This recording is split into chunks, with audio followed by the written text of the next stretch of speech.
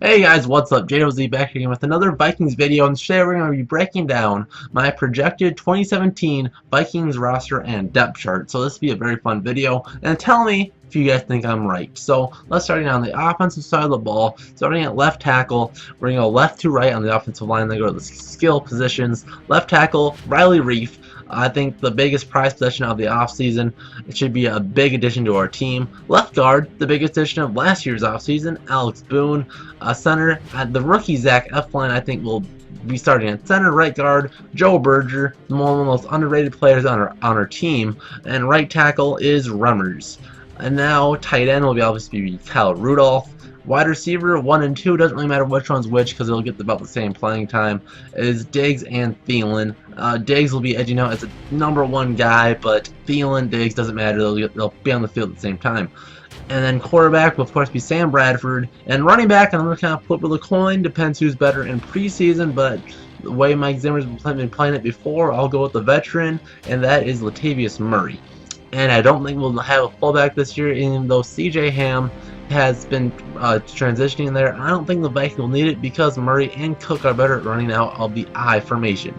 So let's start out with our backups. We have no backup between Riley Reef. We have right tackles instead. I only have TJ Clemmings. Of course, he can play both sides.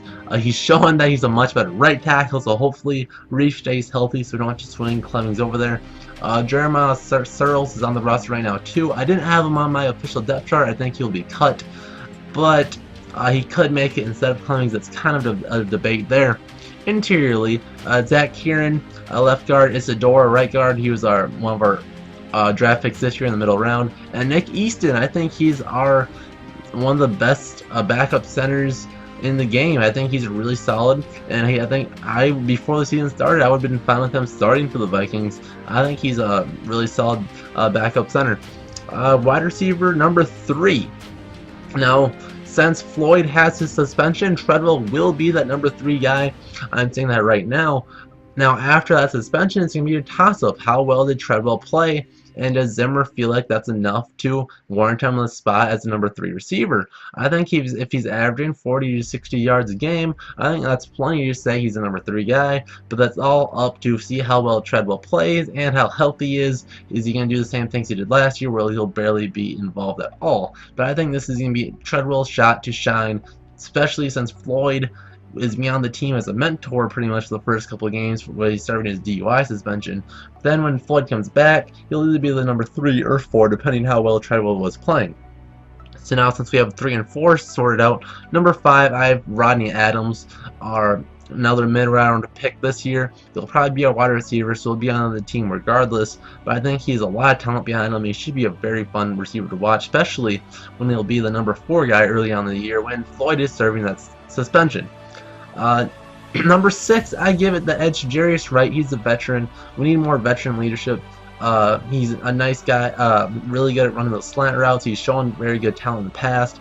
We could slide with the younger guys, but I think the team really likes Jarius Wright, as shown last year when he was starting over Treadwell for the majority of the year. Now for that last wide receiver spot, I have the 3-way tie. It could go either way.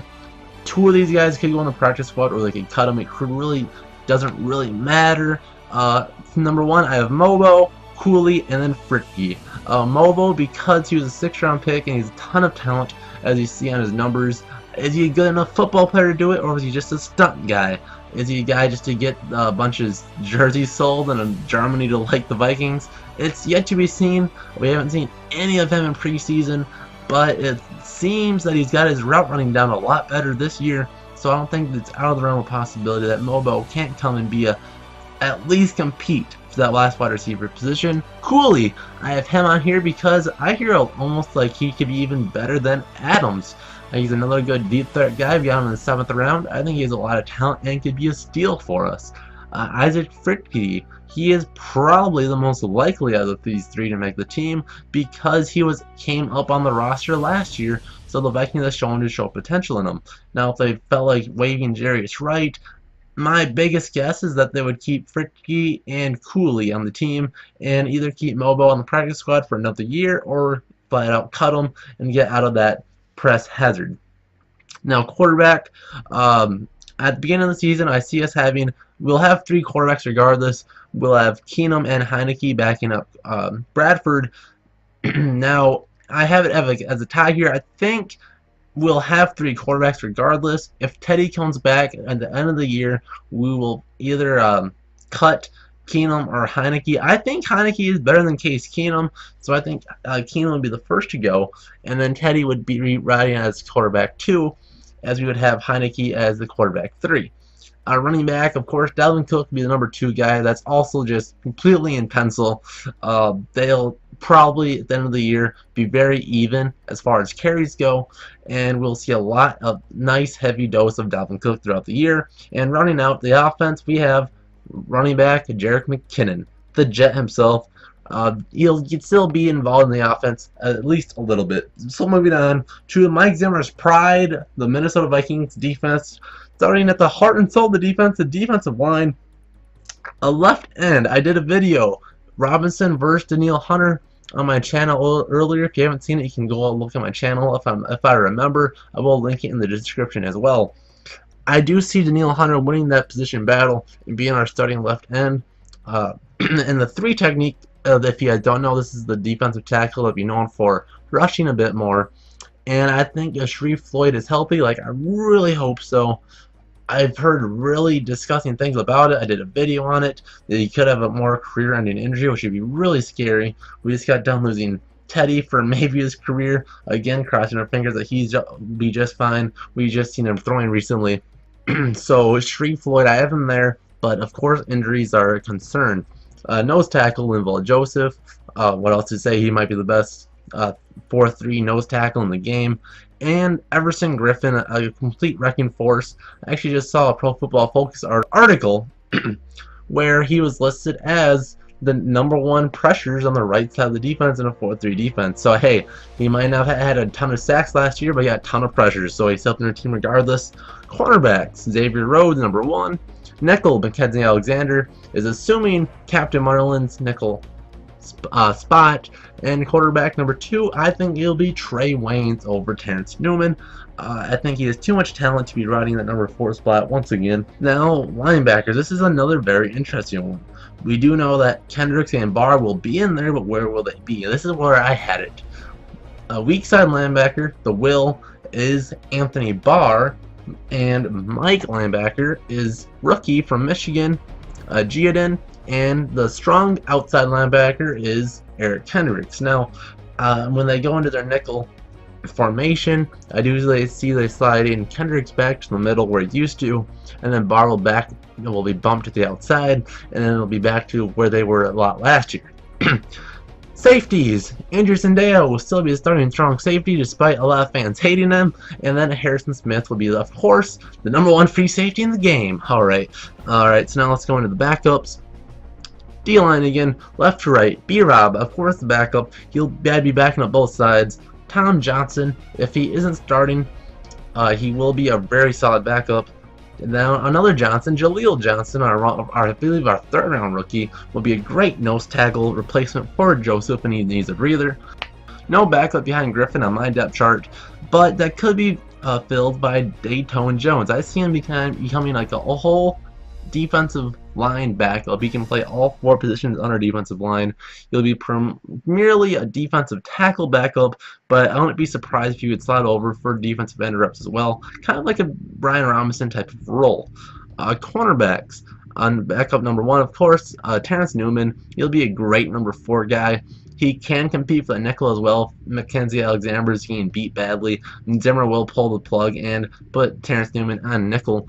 Now we have Price, and now Sherrills is listed as a corner, but hopefully he won't play there at all because he is very, very bad at corner, but he's a great punt returner, so I do see him making the team primarily as a punt returner, but if need be, he can play cornerback, kind of. That's kind of hard to say. Alright, now linebackers, Lamore from the Bengals that we got last year will be our backup behind Barr. Kentrell Brothers will be backup Mike. Edmund Robinson and Elijah Lee will be backing up Kendricks at the strong side linebacker. But of course, these linebackers, they can all be slid around and play pretty much anywhere. Strong safeties.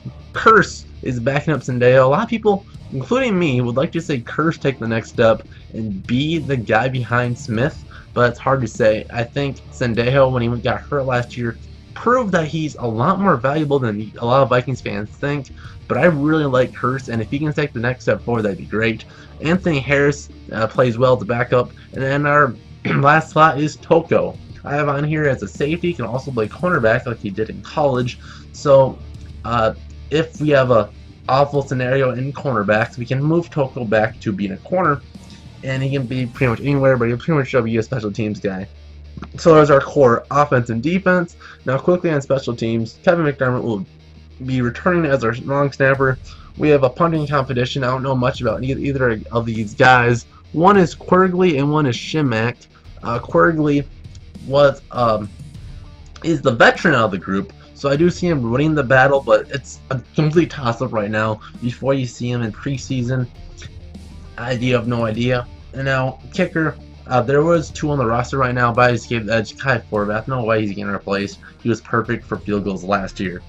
So there we have it. There is our total 53-man roster. I think I pretty much nailed it. I don't know what you guys think. Tell me down below. Otherwise, this is Jdose. We'll see you guys in the next Vikings video. See ya.